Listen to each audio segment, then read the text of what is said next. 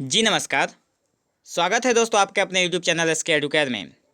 तो दोस्तों आज की कहानी का हमारा ये अगला भाग है।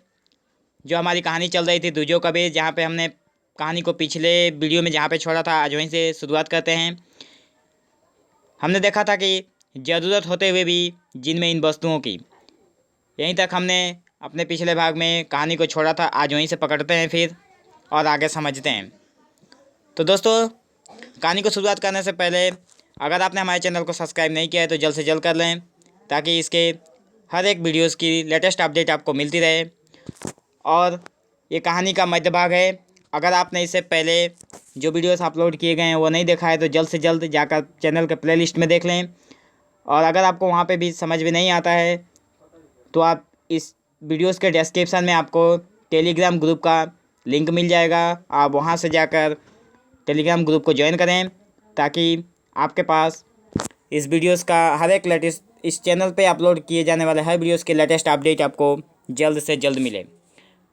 तो चलिए आज की कहानी की हम शुरुआत करते हैं। हमारी कहानी का अगला भाग है। किसी भी चीज़ को जो कहा गया था कि ज़रूरत होते हुए जिनमें इन वस्तुओं को खरीदने की समझ नहीं है, मेरी कारीगरी उन लोगों के लिए है। यहाँ पे कबीर बोल रहा है राजा से कि जिन लोगों में खरीदने की क्षमता नहीं होती है, कबीर द्वारा बनाया गया हर एक सामान उन्हीं के लिए है। ठाकुर ने आग में घी डालते हुए गरज कर कहा, चंडाल तेरी यह मजाल, गुस्सा तो ऐसा आता है कि अन्नदाता के आदेश के बिना ही तेरी झोपड़ी उजाड़ दूँ। तेरे इन नाचीज चीथड़ों की खातिर 3 लोग के नाथ को दर दर का भिखारी बनाना चाहता है। ठाकुर के गुस्से का अदेर कुछ मतलब समझ में नहीं आया तो कबीर कुछ पल असमंजस में खड़ा हुआ। राजकुमारी ठाकुर की ओर मुखातिब होकर तेज सुर में बोली, अपने हलक की बात नाहक इसके मुंह में क्यों ठूंसते हो? इसने ऐसा तो नहीं कहा। राजकुमारी के रूप से वाकिफ होते हुए राजा ठाकुर को झिड़कते हुए कहने लगा, तुम्हें बीच में बकबक करने को किसने कहा? क्या इससे निपटने लायक भी मेरी हैसियत नहीं है? ठाकुर कोहिनी तक हाथ जोड़ते अटकते सुर में बोला, आपकी हैसियत की क्या सीमा अन्नदाता? ऐसे लाखों करोड़ों भुक्खड़ मिलकर भी आपका बाल बाका नहीं कर सकते। राजा कहना तो कुछ और ही चाहता था, पर उसकी बखयाली में आप ही वो बोल फिसल पड़ा। फिर ठाकुर ने राजा के चरणों को छूकर कहा, भयंकर गलती हो गई अन्नदाता, माफ़ी बख्शाएं। राजा को उस वक्त ऐसा लगा गोया ठाकुर के रूप में खुद कबीर उसके चरणों में झुक गया हो। राजा तो राजा ही होता है। वास्तव में इस भ्रम के बहाने राजा की खींच काफ़ी निथर गई।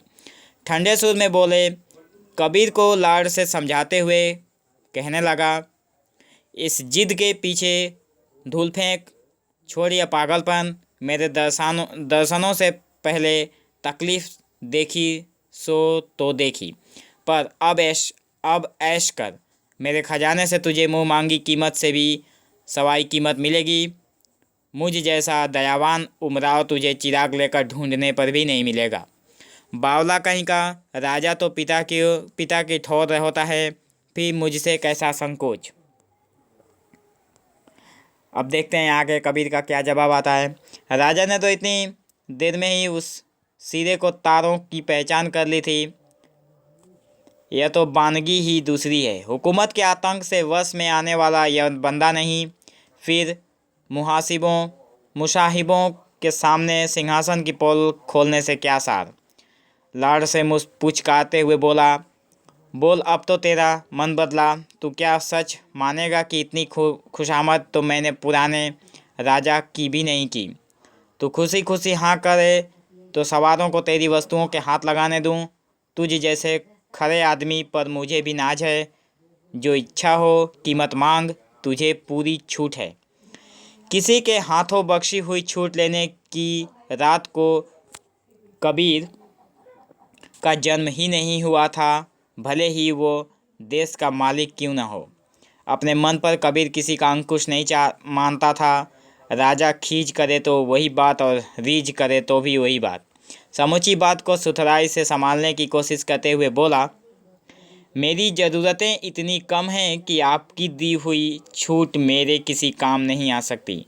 आपका आना बेकार गया, इस खातिर एक दफ़ा फिर माफ़ी चाहता हूँ।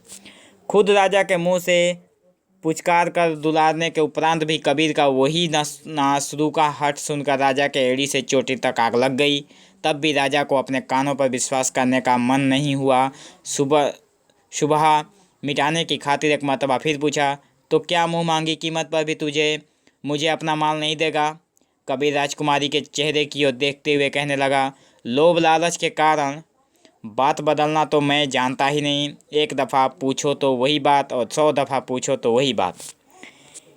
इन बोलों के साथ राजकुमारी को ऐसा लगा गोया गगन में एक सूरज का उजास और जुड़ गया हो। पर राजा की हालत बुरी हो गई। वास्तव में वो देश का मालिक है कि नहीं, सिंहासन और मुकुट की आन यूं ही नहीं रखी जाती। दूसरे ही क्षण राजमर्द के उफनते गुमान में उसने आदेश दिया कि अलगनी पर लटकते तमाम वस्त्रों के चिथड़े चिथड़े कर दिए जाएं। तो दोस्तों, देखा आपने इस कहानी में आज तक हमने जो इस कहानी को देखा था, इसमें कबीर और राजा के बीच जो वार्तालाप चल रही है उसमें राजा के अपने घमंड के ऊपर भी दर्शाने की कोशिश की गई है और कबीर एक सच्चा इंसान ठहरा जिसको इस कहानी के माध्यम से समझाया जा रहा है।